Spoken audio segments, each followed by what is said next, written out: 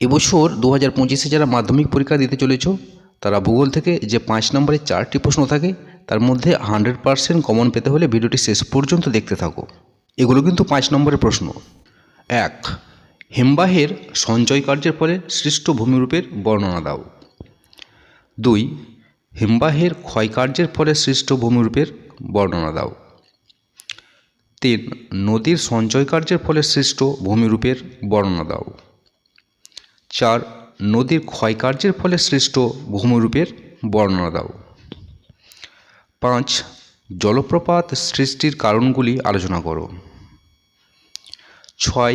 বৃষ্টিপাতের শ্রেণীবিভাগ করে বিভিন্ন প্রকার বৃষ্টিপাত সম্পর্কে আলোচনা করো।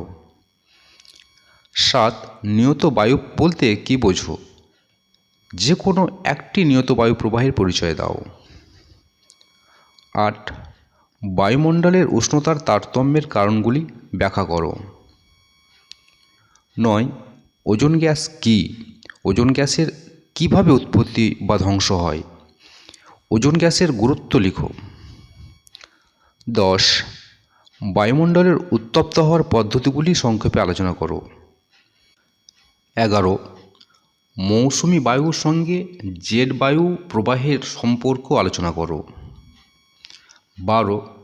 বায়ুমণ্ডলের চাপের তারতম্যের কারণগুলি সংক্ষেপে আলোচনা করো। 13. সমুদ্র স্রোত সৃষ্টির কারণগুলি ব্যাখ্যা করো। 14. জোয়ার ভাটা সৃষ্টির কারণ ও তার প্রভাবগুলি সংক্ষেপে লিখো। 15. ভারতের পূর্ব ও পশ্চিম উপকূলীয় সমভূমির মধ্যে পার্থক্য লিখো। 16.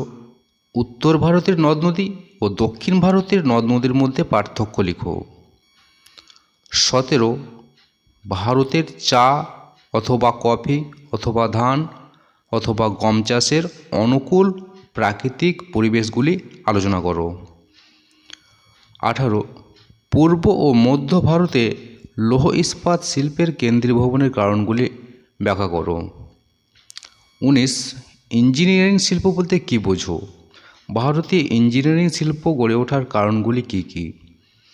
এবং সর্বশেষ ভারতের নগর গড়ে ওঠার কারণগুলি আলোচনা করো। নগরায়নের সমস্যা বা কুফলগুলি কী কী? সো স্টুডেন্টস, তোমরা যদি আমার এই চ্যানেল নতুন হয়ে থাকো চ্যানেলটিকে সাবস্ক্রাইব করে নিও।